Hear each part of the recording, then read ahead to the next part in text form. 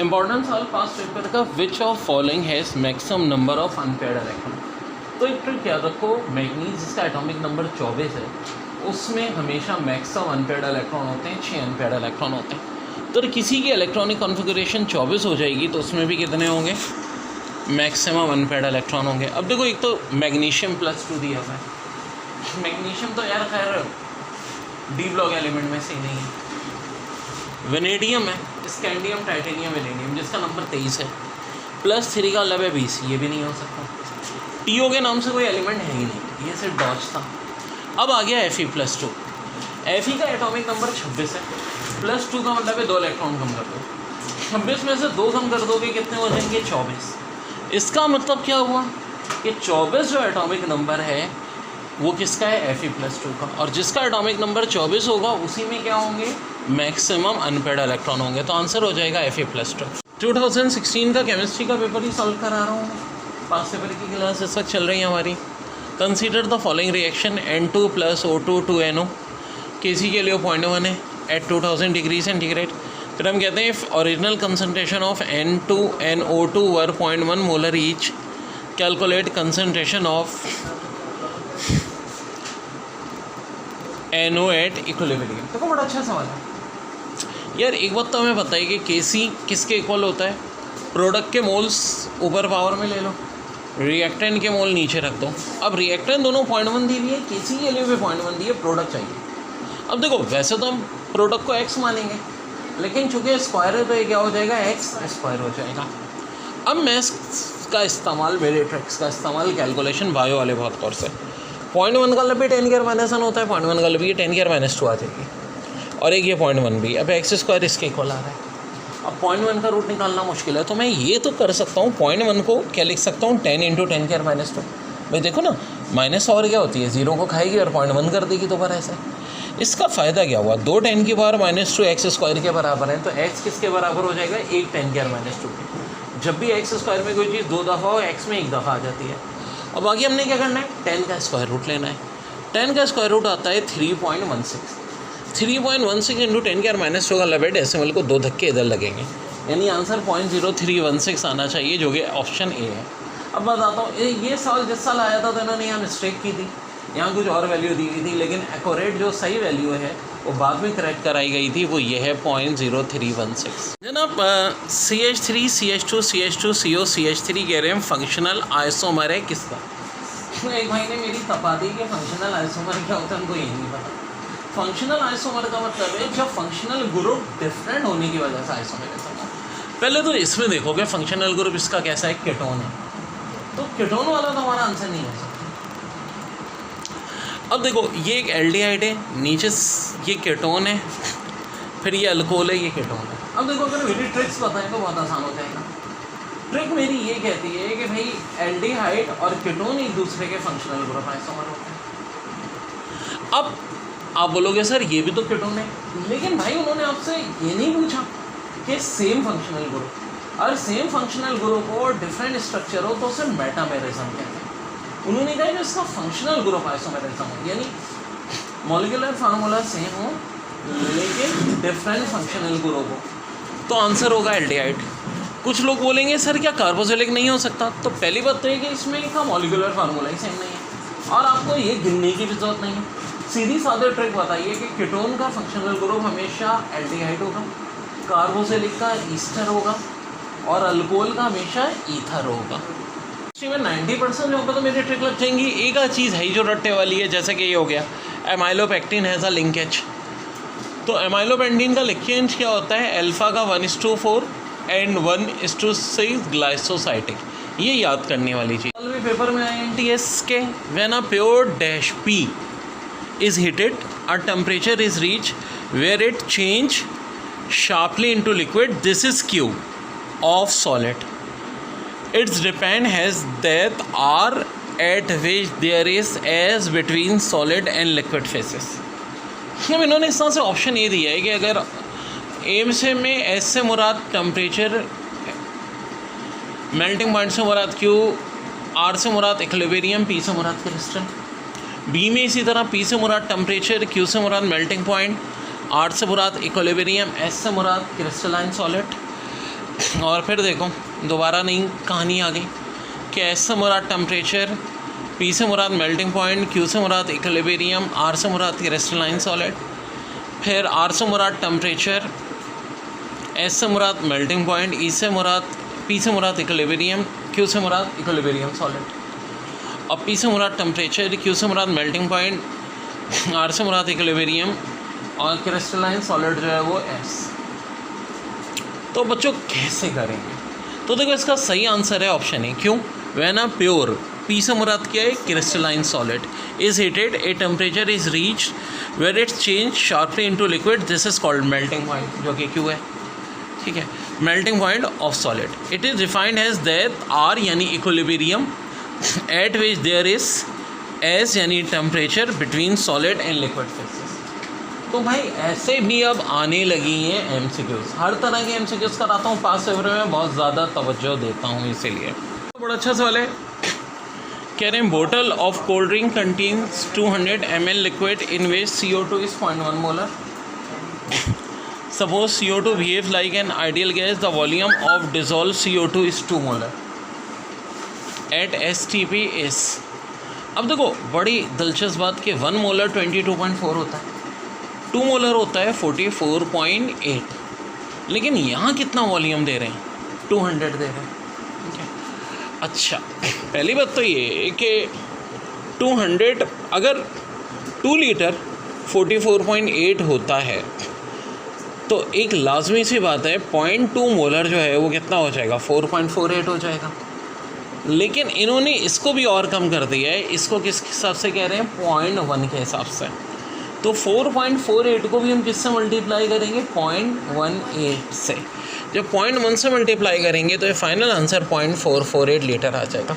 अब ये देखो कुछ बड़े टेढ़े सवालात हैं जो आपके इंटर के बुक में नहीं है। ठीक है, अब ये बाहर की इधर उधर के बुक्स है, मेरे पास चूँकि सारी अवेलेबल होती है, मैं आपको सारे करवा रहा हूँ। कुछ क्वेश्चन ऐसे भी होंगे जो बहुत ज़्यादा कॉन्सेप्ट से हट गए होंगे, तो मैं कहता हूँ उनको फ़िलहाल आप भले याद भी कर लीजिए ताकि आपका फ़िलहाल पेपर का मसला हल हो जाए। स्टेपिंग क्या थी? एटॉमिक नंबर जो है कार्बन का 6, हाइड्रोजन का 1 है। बिल्कुल जी। How many electron are present in 1.6 gram of methane. तो देखो मीथेन का मास 16 है, पहले तो इससे डिवाइड करते हैं तो इसका लगभग 0.1 मोल आ रहा है। अब 0.1 मोल को हमें एवोगाड्रो नंबर से मल्टीप्लाई भी करना पड़ता है, ये भी एक रिलेटिव है। ठीक है, अब बात कर रहे हैं CH4 की और इलेक्ट्रॉन पूछ रहे हैं। नहीं यार, CH4 में आप देखो तो कार्बन में कितने इलेक्ट्रॉन होंगे? 6। हाइड्रोजन में 1 इलेक्ट्रॉन होता है, 4 हाइड्रोजन है तो 6 और 4 10 इलेक्ट्रॉन। तो फाइनल आंसर हमारा आएगा 0.1 मल्टीप्लाई बाय 6.02 इंटू 10 के 23 मल्टीप्लाई बाय 10। अलहदा बात है 10 और 0.1 मल्टीप्लाई होकर 1 हो जाता है, तो फाइनल आंसर हो जाएगा 6.02 इंटू 10 की पावर 23। बड़ा अच्छा सवाल था, देखो ना, सीधी साधी बात है यार। कितना दिया है? 1.6 ग्राम, उसको 16 से डिवाइड कर दो, 0.1 मोल आ जाएगा, उसके बाद आंसर आ जाएगा। एक और ख़ास मैजिक मेरा, जब ऐसा सवाल होता है object is drop from top of building, यानी ज़रूरी नहीं object top from building, any constant acceleration के लिए मैजिकल ट्रिक है। If it takes 10 second to hit the ground, what is height of the building? तो टी कितना दे रहे हैं? 10 सेकेंड। देखो जब भी कांस्टेंट एक्सेलरेशन हो मैं अपना ये मैजिकल फार्मूला यूज़ करता हूँ, T इंटू T+1/2 इंटू ए बोले तो एक्सेलरेशन, और जब फ्री फॉल मोशन है तो जी के बराबर होगा। वक्ती तौर पे जी को 10 मान लो। ठीक है जी, 10 और 2 कट जाएंगे, 5 5 11 55 550। अगर वैल्यू जी की 10 है तो 550 होगा, अदरवाइज 550 से कम होगा। अब देखो बहुत सारी यहाँ पे ऑप्शन में मिस्टेक्स होती हैं, तो जो 550 से कम ऑप्शन दिखें उसको टिक मार देना अगर 550 ऑप्शन ना दिया हो तो। बड़ी अहम बात एग्जाम के हवाले से, A = B does not equal to C जनाब आले, और अल्फा = बीटा = गामा = 90। ये क्या कहलाएगा? टेट्रागोनल। ये क्या कहलाएगा? टेट्रागोनल। ठीक है जी। अब वैलेंस इलेक्ट्रॉन पूछे 1 मोल ऑफ O-2 में, तो देखो 1 मोल एवोगाड्रो नंबर के लिहाज से 6.02 इंटू 10 के 23 होता है। अच्छा, अगर खाली ऑक्सीजन लिखा होता तो ऑक्सीजन के आउटर मोस्ट शेल में 6 इलेक्ट्रॉन होते हैं, 6 वैलेंस इलेक्ट्रॉन, मैं 6 से मल्टीप्लाई करता हूँ। लेकिन O-2 का लेवल ये इलेक्ट्रॉन 6 नहीं बल्कि कितने हो गए? 6 और 2 8। तो मैं मल्टीप्लाई 8 से करूँगा, जो कि हो जाएगा 48.16 इंटू 10 की 23। अब इसको 4.81 इंटू 10 की 24 भी लिखा जा सकता है, बहुत बहुत इम्पोर्टेंट है। ओके जी, अब कह रहे हैं कि कौन सा है जिससे प्रेशर इफेक्ट नहीं करेगा। 4 इक्वेशन दी थी, जिनमें से एक थी हाफ N2, हाफ O2 और NO। तो यार को प्रेशर तब इफेक्ट नहीं करता जब लेफ्ट और राइट के मोल्स इक्वल हो। लेफ्ट पे देखो हाफ और हाफ 1 मोल हो जाएंगे, राइट पे भी 1 मोल है। अब देखो ये बड़ा स्टूपिड सवाल है कि सॉल्युबिलिटी प्रोडक्ट बेरियम सल्फेट की 18 से 25 डिग्री सेंटीग्रेड पे क्या होती है, लेकिन ये बार बार एग्जाम में आता है। तो भाई ये याद रख लो, 1 इंटू 10 की -10 मोल स्क्वायर DM6 होती है। अब ये एक बड़ा अच्छा सवाल था, ऐसा सवाल तो कैसा ही होता है कि 5 लीटर वॉल्यूम दिया हुआ था और NaOH वाले पे मॉलिकुलर वेट होगा 40, मोलरिटी दी थी 0.2 और अमाउंट निकालना था। देखो फार्मूला होता है volume into molecular weight into molarity. यहाँ याद रखो कि यार वॉल्यूम लीटर के बजाय ml में होती तो 1000 से डिवाइड करते, लेकिन चूँकि लीटर में तो बहुत आसान है। देखो 5 को 0.2 से मल्टीप्लाई कर दो 1 हो जाएगा और 140 का 40 ग्राम आंसर। कह रहे हैं Kp और Kc किस इक्वेशन में इक्वल होगी, फिर इसकी भी वेट रहेगी। लेफ्ट और राइट के मोल्स इक्वल होने चाहिए 1 + 1 2। अब ये देखो सवाल ही गलत है टेक्निकली, लेकिन ये बहरहाल इस बार आ रहा है काफ़ी जगहों पे टेस्टों में। MgClO4 Mg की जगह कोई और एलिमेंट देना चाहिए था, क्योंकि प्रैक्टिकली ऐसा कंपाउंड नहीं बनता। न्यूमेरिकल में तो चलो उन्होंने दे दिया, क्योंकि क्लोरीन की वैलेंसी ऑड नंबर में ही आती है, -1 1 3 5 7। तो देखो मैग्नीशियम का +2 लिख दिया मैंने, फिर एक क्लोरीन लिख दिया, O का -2 होता है, मल्टीप्लाई बाय 4 = 0। जाहिर है जिससे Cl का 6 आएगा। वैसे मेरा कहने का मतलब है कि प्रैक्टिकली ऐसा कंपाउंड है नहीं।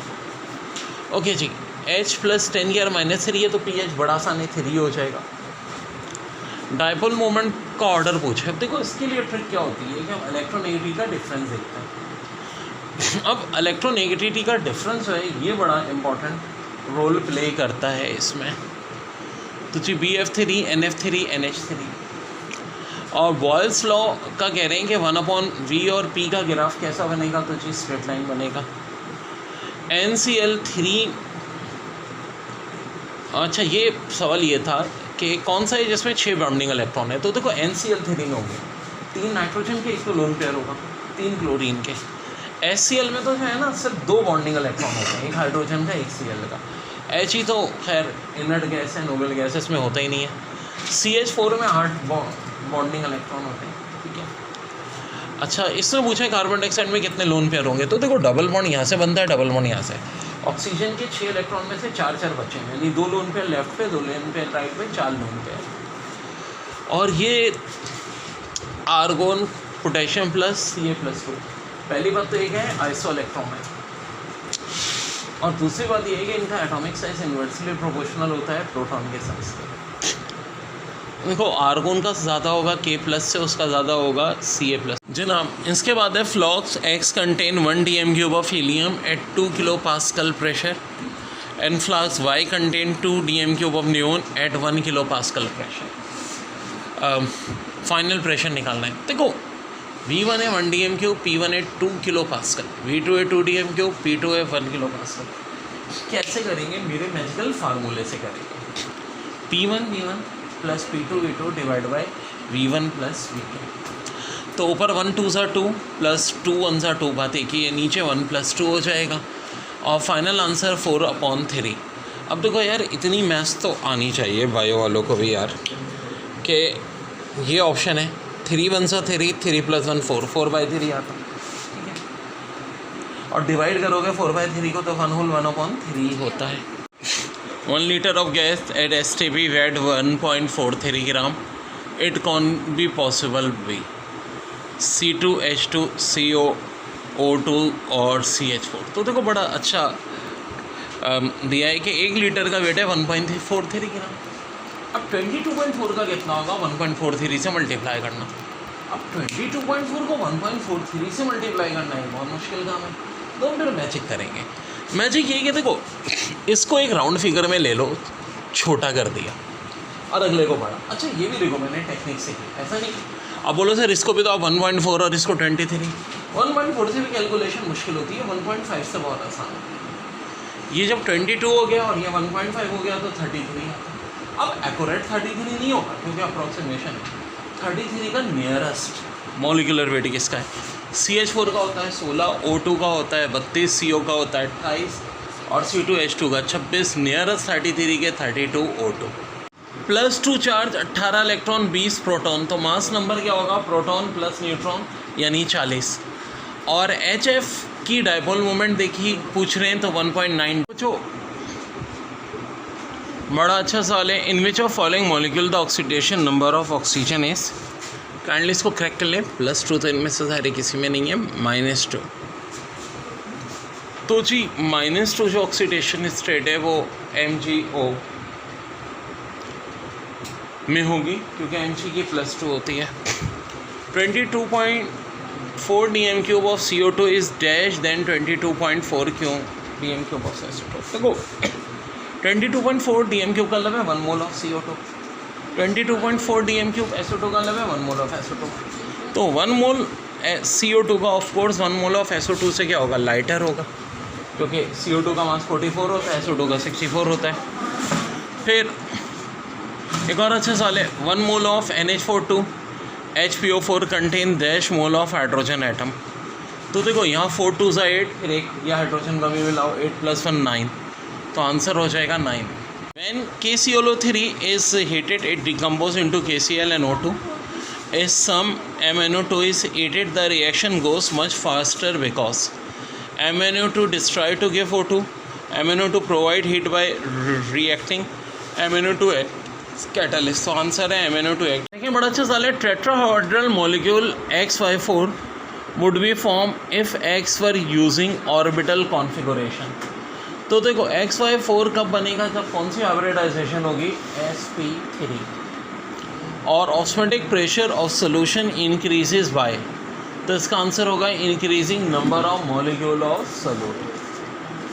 How many millilitre of 1 normal of NaOH is required to neutralize 150 cm³ of 0.1 normal HCl।